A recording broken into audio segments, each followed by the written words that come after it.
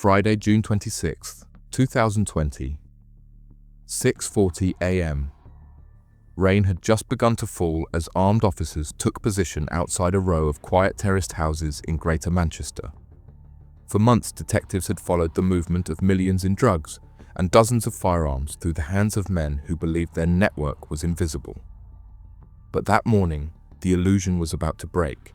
Within minutes, one of Britain's most sophisticated organized crime groups would begin to unravel. A few years back, on August 15, 2016, another part of the north, an operation was reaching its breaking point. This one ran from the back streets of Rochdale, a smaller network but no less determined.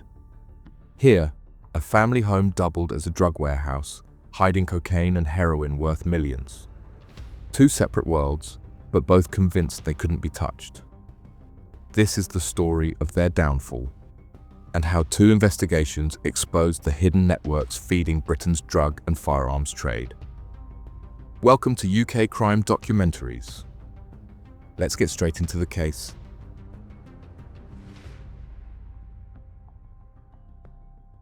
In the heart of Manchester, a criminal enterprise was operating with the precision of a multinational business. At its head was Omar Malik, a man who preferred silence to spectacle. From an apartment in the city centre, he oversaw the wholesale movement of cocaine, MDMA and amphetamine across Britain, from London and Birmingham to Scotland and Ireland. What began as a local operation evolved into one of the most sophisticated organised crime groups the region had ever seen. Malik's network relied on EncroChat. Each member of the group used their own encrypted handset and alias, operating in a closed digital world where real names were never spoken. Malik operated as pay-your-bills, directing where the drugs and firearms should move.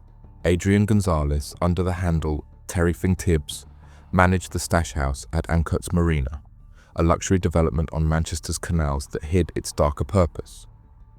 Inside, police would later find cocaine, MDMA, ammunition, and hundreds of thousands in cash, all vacuum-packed and ready for transport. Connor Sandlin, another gang member known as Stella Boat, handled couriering, moving the drugs and cash across the country, whereas Daniel Gibbons, with the alias of Humble Waffle, was trusted with logistics, creating a front company, Global Trades UK Limited, to disguise weapon imports as legitimate business. Daniel Waters, or Obscure Twig, began as a courier but expanded the network, recruiting others to keep the deliveries flowing. Andrew Cooney, under Fern Pirate, acted as a dealer and broker, connecting with criminal clients nationwide.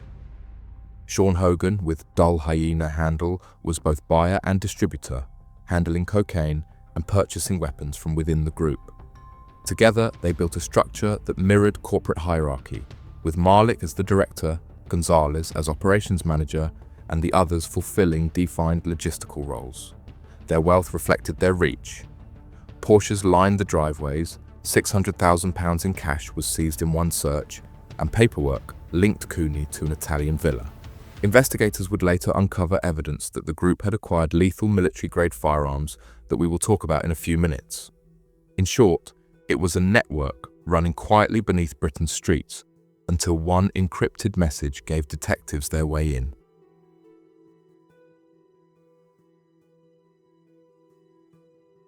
In early March 2020, an event took place that would change organised crime in Europe forever. Working quietly from offices in France and the Netherlands, cybercrime investigators breached the servers of EncroChat. With this development, law enforcement had access to millions of hidden messages. That intelligence was passed to the National Crime Agency, forming the backbone of Operation Venetic. In Greater Manchester, the data was filtered down to the serious organised crime group, who opened their own strand of the investigation as Operation Glassy. Their task was to identify the people behind the usernames, a process that required weeks of digital cross-referencing and manual detective work.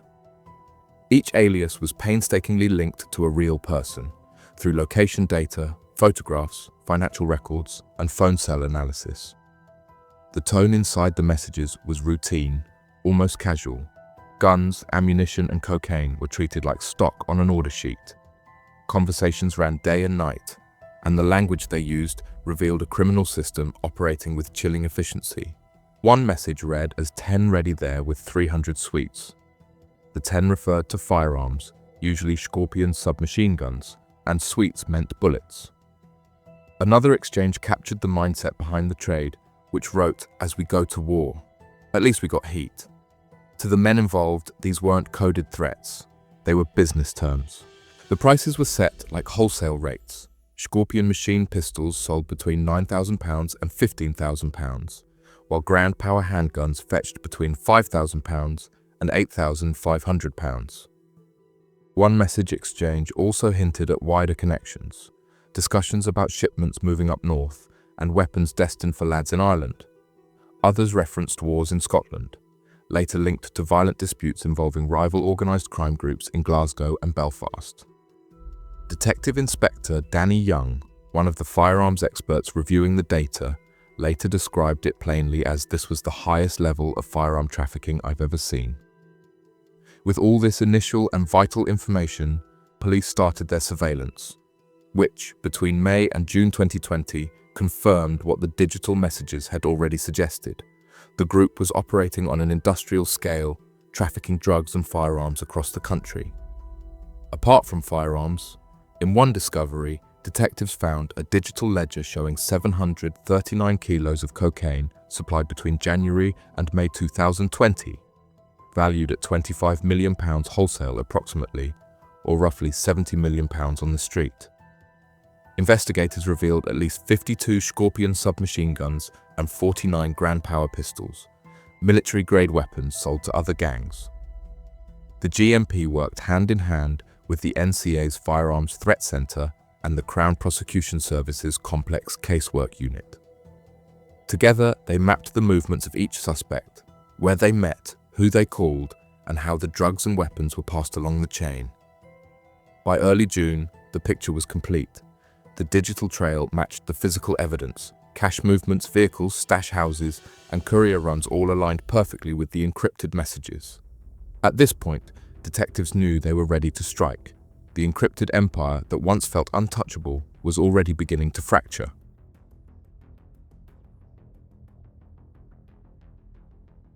On the morning of April 22, 2020, a routine vehicle stop in West Yorkshire became the first crack in an empire. Inside the car, officers found a loaded Grand Power 9mm handgun, ammunition, and a large quantity of cash. The driver claimed it was a misunderstanding, a borrowed car, no knowledge of what was inside. But when his phone was seized, detectives knew they had touched something bigger. The device was an EncroChat handset, one of the same encrypted models already under live surveillance. It revealed the driver's identity as Connor Sandlin. His arrest triggered a chain reaction that began to unravel the entire organization. Within hours, word reached Adrian Gonzalez. He messaged Omar Malik to warn him that one of their men had been arrested with firearms. A few moments later, another message followed. "Switching this off, bro." Then came the question that revealed their fear. Feds can't get in them, can they? The men were right to be nervous. By that point, investigators were already reading every exchange in real time. As the panic spread, members of the group began moving money, phones, and weapons. Surveillance logs recorded couriers rushing between addresses, emptying stash houses, and burning evidence. £300,000 in cash disappeared overnight as they tried to erase the trail that now clearly pointed back to them. At the Ancoats Marina stash house, watchers saw boxes being loaded into cars and driven off within minutes. Inside one of those boxes, detectives later found traces of ammunition, a sign the guns had recently been moved. The encrypted system they once trusted had become a trap. Every move they made to hide, every message they sent to stay ahead, only put the detectives one step further in front. By the time the panic subsided, the police had everything they needed. And what came next wasn't a warning. It was the takedown.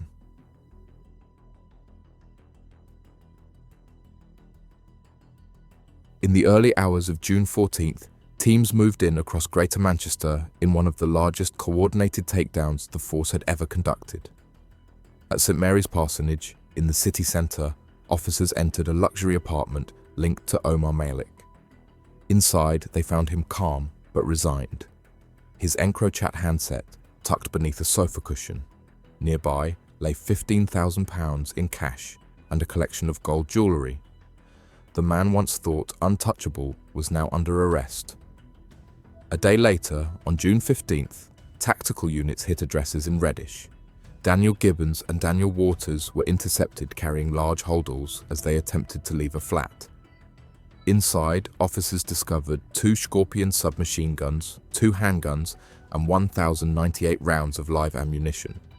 Alongside the weapons sat £616,000 in cash, several kilos of drugs, and amphetamines hidden in a freezer. Documents seized from the same address detailed Global Trades UK Limited. That same night, Adrian Gonzalez was arrested while leaving his city centre apartment. His EncroChat device was found concealed beneath artificial grass on the roof terrace, wrapped to avoid detection. Over the following week, detectives closed in on the remaining members. On June 25th, Sean Hogan was arrested in Denton with a taser, cash, and a quarter kilo of cocaine. Later that day, Andrew Cooney was detained in Alderley Edge. His property contained luxury watches, paperwork for 2 Porsches, a quarter kilo of cocaine, and documents linking him to an Italian villa used for laundering profits.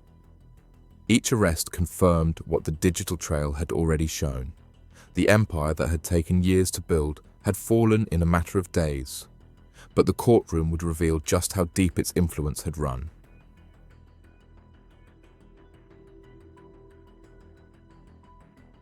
The courtroom phase began months later at Minshull Street Crown Court in Manchester.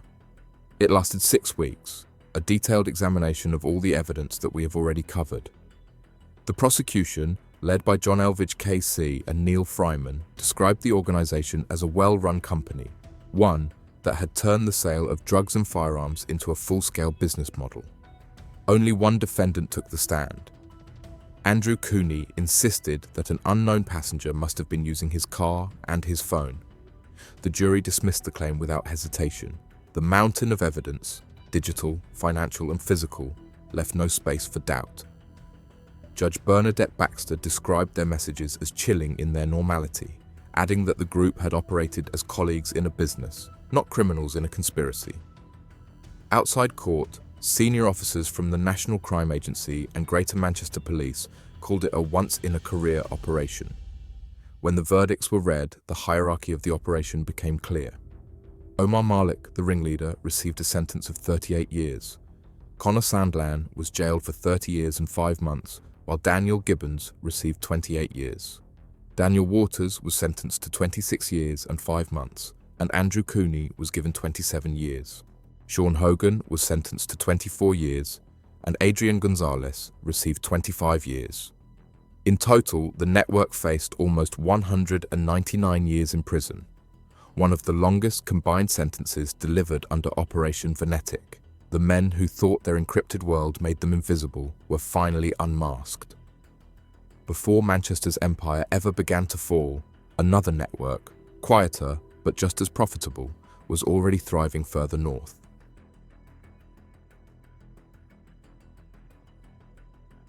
This one didn't rely on digital codes or encrypted phones. It ran on trust, family, and routine. At its center was Abid Hussain, a 28-year-old from Rochdale, who supplied heroin, cocaine, and crack cocaine across Lancashire, Greater Manchester, and Yorkshire. To those around him, he appeared calm and organized, the kind of man who treated the trade like a business. But behind this reality, however, was a steady supply line that generated millions of pounds in profit. Working alongside him was his partner, Mariam Akhtar, aged 31, who helped move money and coordinate deliveries. She was involved in counting, packaging, and transporting cash to buyers across the north, whereas Hussein's uncle, Yasrab Mahmoud, 46, worked as a courier, using his taxi to run drugs and collect payments, blending criminal work with his day job. The network stretched wider than anyone realized. Ibra Ashraf, 32, a dealer from Blackburn, was one of Hussein's main customers, collecting up to a kilo of cocaine every week. In Newton Heath, Liam Collins, 38, distributed drugs on Hussein's behalf. supplying local dealers who fed Manchester's streets. Further afield, Oval Bailey and Mohindo Hokoko from Leeds acted as smaller-scale buyers, funneling Hussein's product into West Yorkshire. The group operated from a modest flat on Meadowcroft Lane, Rochdale, a property that looked unremarkable from the outside but functioned as a production base for Class A drugs. Despite the low-profile location, the money moved through it told a different story. Hussein and Akhtar spent lavishly, including a 3-night stay at London's Shangri-La Hotel and a shopping spree at Harrods worth thousands of pounds, just weeks before the police raid. Their spending habits revealed how profitable the network had become. From a small Rochdale flat, the pair had built a quiet empire, one that looked stable, organized, and untouchable. But behind the walls, detectives were already watching, and their operation was about to get a name.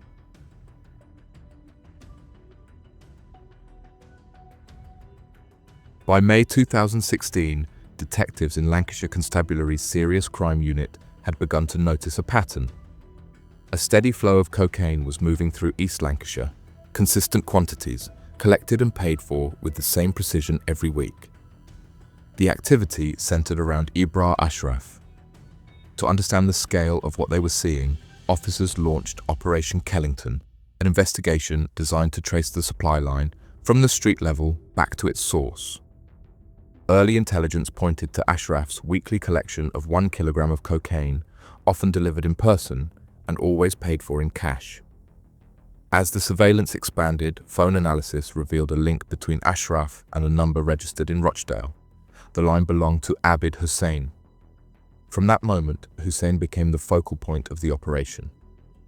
Investigators soon identified his partner, Mariam Akhtar, and his uncle, Yasrab Mahmoud, whose taxi routes repeatedly aligned with the movements of known dealers.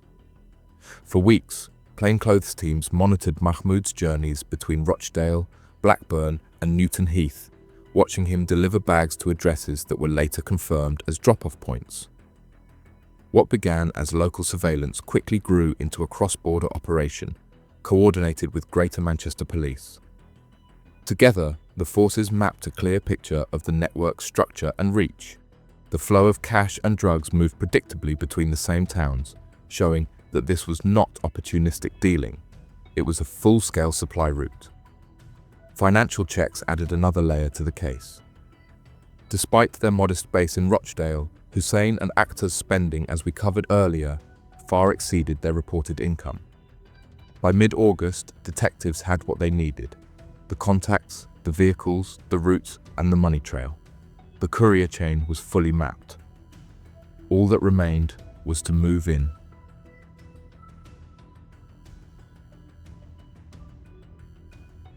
Monday, 15th August 2016. It was just after midday when surveillance officers watched Yasrab Mahmoud leave the flat, carrying a dark sports bag. Within minutes, Mahmoud's taxi was pulled over by police. Inside the bag were 116 grams of crack cocaine, 81.9 grams of cocaine, and 371 grams of heroin, drugs with a combined street value of around £40,000. Mahmoud was arrested on the spot. The discovery gave detectives exactly what they needed. As officers secured the scene, another team prepared to enter the Meadowcroft Lane flat. What followed was the culmination of Operation Kellington, months of coordination, surveillance, and intelligence work now converging on a single address. Inside, almost every room contained evidence of large-scale production. Kitchen counters held scales, cutting agents, and bagging materials. In the bedrooms, drawers were filled with cash bundles and plastic wraps of heroin and cocaine. In one corner of the living room, officers found a cash counting machine, still plugged in. By the time the search was complete, the figures stunned even experienced detectives. The team recovered 23 kilograms of Class A drugs, a mixture of heroin, cocaine, and crack cocaine, with a total estimated street value of £3 million. Alongside it, they found £164,000 in cash, some still sealed in vacuum packs. The equipment inside showed a level of organization more akin to a commercial production site than a street operation. Detectives later described it as one of the largest seizures ever made in Rochdale. What followed next would take the story from the streets to the courtroom, where the hierarchy of Hussein's empire was laid bare.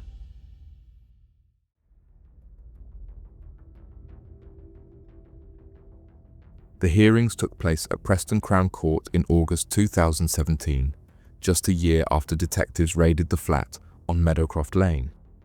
For prosecutors, the presented evidence to court was overwhelming. Most defendants entered early guilty pleas. When passing sentence, the judge described the enterprise as one that relied on consistency and secrecy rather than violence or visibility. He noted that the organization had generated substantial profit before police intervention finally cut its reach short. Detective Inspector John Roy, speaking after the case, said, "This operation shows we're committed to tackling cross-border criminality and dismantling the supply lines that harm our communities." Abid Hussein, identified as the organizer and supplier, was sentenced to 16.5 years in prison for conspiracy to supply Class A drugs. His partner, Mariam Akhtar, admitted assisting in the operation and received 3.5 years. Hussein's uncle, Yazrab Mahmoud, was jailed for 9 years. Ibrar Ashraf received 9 years, while Liam Collins, operating from Newton Heath, was sentenced to 4 years.